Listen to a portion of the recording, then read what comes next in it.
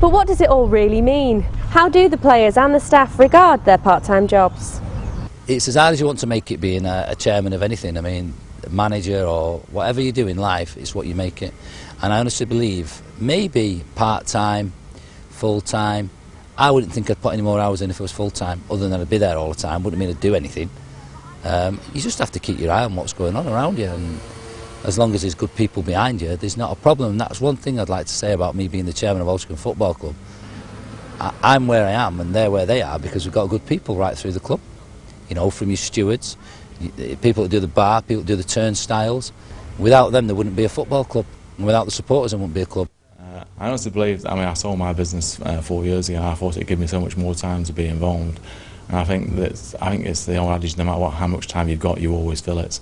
And I still struggle for time for doing the programme. I still struggle for time for coming down to the club and helping out. But I think you just do as much as you can do, and as much time as you can do it in. I was one of them where a lot of my jobs fitted around my football. You know, I just love my football, and some have it the other way around. The job is the main priority, which is quite right. They've got it right, not me.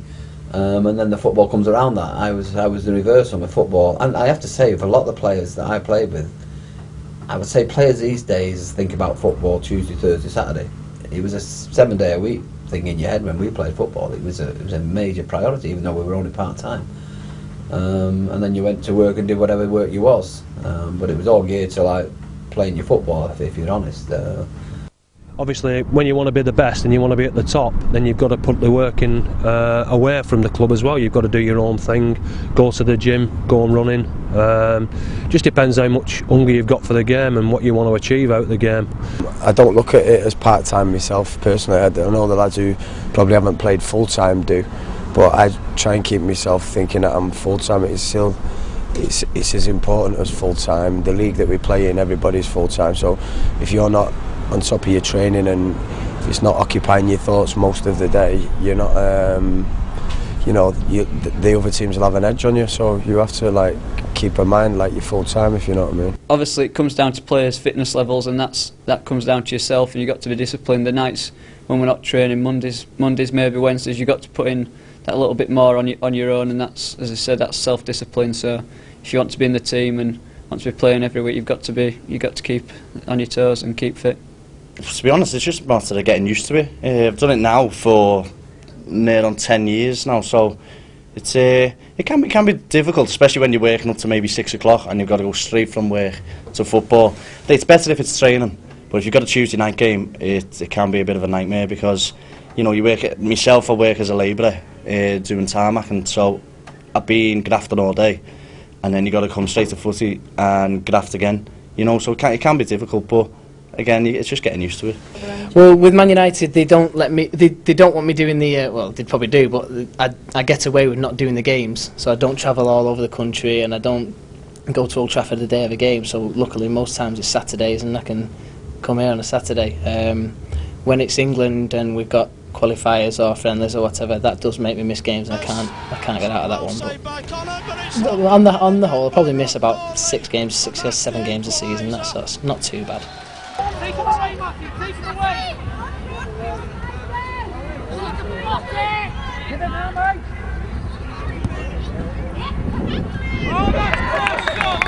Well done, Michael! Tuesday, Thursday afternoons are the commitment to Altrincham. Obviously Saturdays. Monday evenings I have meetings here. Tuesday the school normally let me off if I need to go to an away fixture. Training's not a problem at all. The problem lies is if I have administration work and planning and preparation that I may have to start after training, after games, when I don't really want to do it. But I suppose when I always moan about the pressures of both of them, the response I get from most people around me say it's your choice, you don't have to do it, so I don't really moan about it. At the end of the day, this is our job when we get here, but if football finishes tomorrow, we still have to get up Monday morning and go to work. They are full-time, that is their job, but you've got to give a bit of give and take with part-time football, and I think the way this league's going, it is going to end up full-time with the teams that are dropping out of the league. It's going to end up like that. It is a disadvantage to us because obviously we don't get as much training time on the pitch and we don't get as much running time either. Fitness wise, we are quite fit. I mean, Graham really runs us hard in pre-season because we've got to fit it all in such a short space of time. But it is a disadvantage to us, and it's always going to be. So I mean, the higher we up in the league, the better it is for us. Really, I mean, we're never going to expect to win the league. We don't win. We've got to try and achieve like top 10 or something like that because. We know we've got the players here that are capable. We've got quality players on the side, but we are at a disadvantage because of lack of training time, really. But the difference between the full-time and the part-time we're finding is that their sharpness after 60, 70 minutes is still the same. And often ours is dropping, our mental sharpness, our concentration's dropping. And if you looked at the stats for this season, you'd probably see that up until 60, 65 minutes, 90% of the games were either in control or in the game. Times have changed from the non-league years ago, where it's, you know, a couple of teams, part-time teams could challenge at the top. Now I think the story was told last year that 5 teams at the bottom were the 5 teams who were part-time. Simple as that, you know what I mean? It is quite difficult, but the one thing with Altrincham is it's a very professionally run side. It's a good club.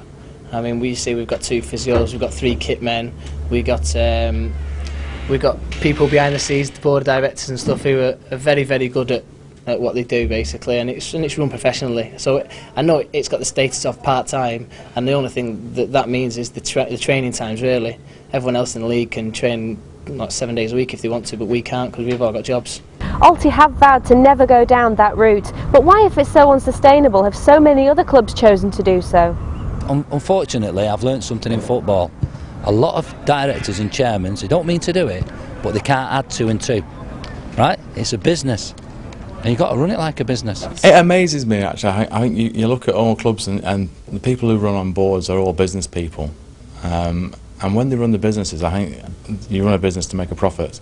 And when then people are actually promoted onto a football board, all of a sudden this kind of ethos seems to go out the window, and people seem to think, oh, they can spend money they haven't got.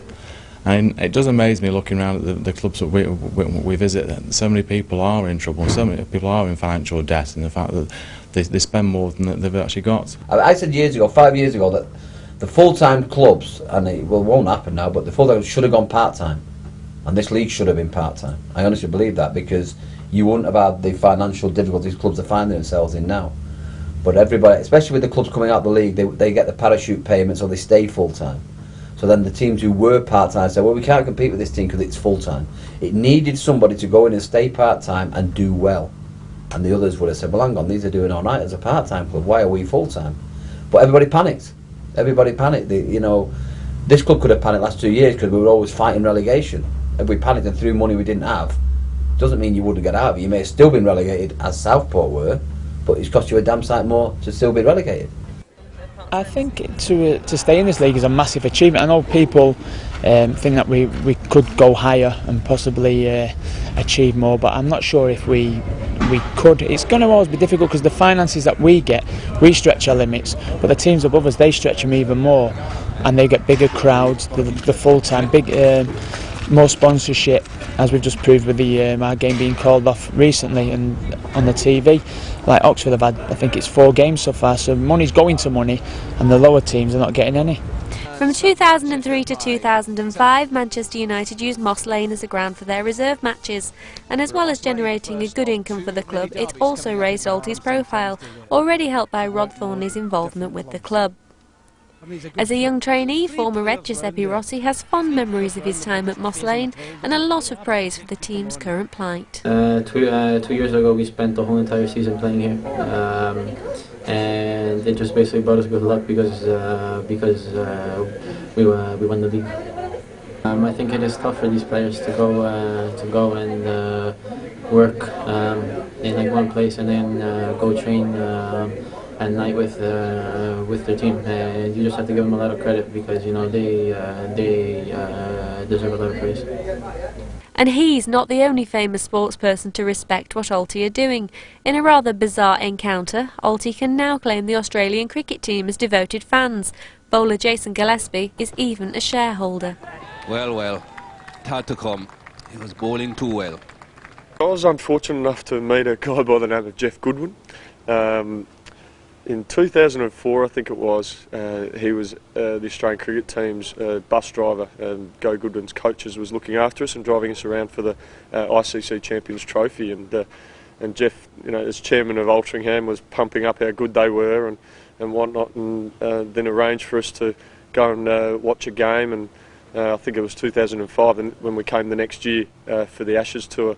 I'm very fortunate. I get paid to do what I love doing and travel the world for it. And look, these guys are, you know, they might get a little bit of cash here and there, but they play for the love of it. And you know, combining work and family and football, it'd be pretty tough. And you know, and not getting many rewards for it. But look, they just get out there and enjoy it, and I think that's what everyone loves about them.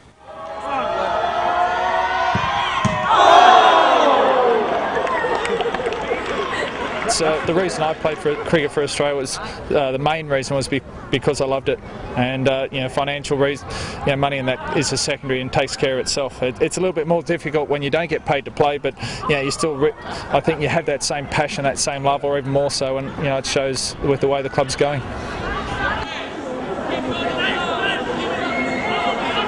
Oh yeah, I know that because my one brother got badly injured, and so he played non-league football, and you know, it's one of those where you've got to turn up very early on a Saturday morning to travel sometime the length of the country to play a match, and then you're coming back on a Monday morning and you're going to work.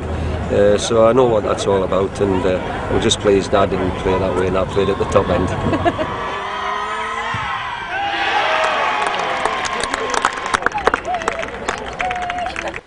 So what is it then that attracts players to Altrincham, and how does Graham Heathcote persuade them to come to Moss Lane and join the cause? I'm honest with them, that's the first thing, and I've got a reputation, I think, to be fair, of being honest with people. I've always believed that. If you're right with people and you're honest with them, and if I've got £5 I give them £5. I don't tell them I've got £3 and then try and barter my way and end up at £5. And just, what we've got, we've got. It's got a good history, hasn't it? It's always been in non-league football, and it was a step up. Anyone who doesn't admit to wanting to make a step up is lying, or they've got no ambition. And it was a step up, and I think out of the 5 or 6 new players, I was the only one that had to make a step up. Everyone had to come down or moved across, and to make 50 out of 50 starts last year was something that no one can take away from me, really. I was pleased with that. I think reputation. Football clubs always had a good reputation, right from the 60s, 70s, and obviously early 80s when I joined. Always had a great reputation. Tony Saunders approached me, and I didn't have any hesitation. You know, I left Huddersfield Town and had a chance of going to Bolton with Jimmy Armfield, and I turned it down, and I came to Altrincham, and it's probably the best move I made. The other aspect I would say is we look after them here. Everything we do is as professional as we can within the budget we've got. Like I mentioned, the lads who do the kit, you walk in our dressing room, it's as professional as any dressing room you'll go into. Everything's there for them provided, even down to towels, the boots stay here. Some players come here, they can't believe that they can leave the boots here, and there's a towel provided. It's a very professionally run side. It's a good club. It's how we look after them, I would hope, and the things we say to them. If we say something, and the club, not just me, but backed up by Jeff and the board of directors, if we say something, we do it, we stick with it. And I think that's important. I always say, when you're a football manager, you may want a player to play for you again somewhere else. So if you're not right with them and you go somewhere else and ask them to come there, they're not got any sense. They're not going to come, are they? So I much prefer winning's very, very important. But I'm quite happy that people will go away and say, well, I would play for him again. Well, after I was on loan here last season, I felt there's a good vibe about the club. The morals of the club are right. It's family values and stuff, and they don't go above the limits structure-wise. And the type of football that Graham wants us to play, whether we can do it or not, that's a different thing. But the type of football that he wants us to play, it's good and it's attractive. It's just my local team. I always look out for the results, and as my league career was coming to an end, it seemed natural to come somewhere more local to home. I think this is my 9th season. I left for a year to go and play in the conference because I missed out when we was in the conference last time because I got injured, and I just wanted the opportunity to go and play in the conference when I went to Leigh. But when I wasn't being picked there and the opportunity to come back to Altrincham was here, I grabbed it with both hands because I love playing at Altrincham. It's a club close to my heart, and I hope I'm here for years to come. and it'd be a big wrench to leave. So hopefully, if Graham's listening, then hopefully I'll be here for years to come.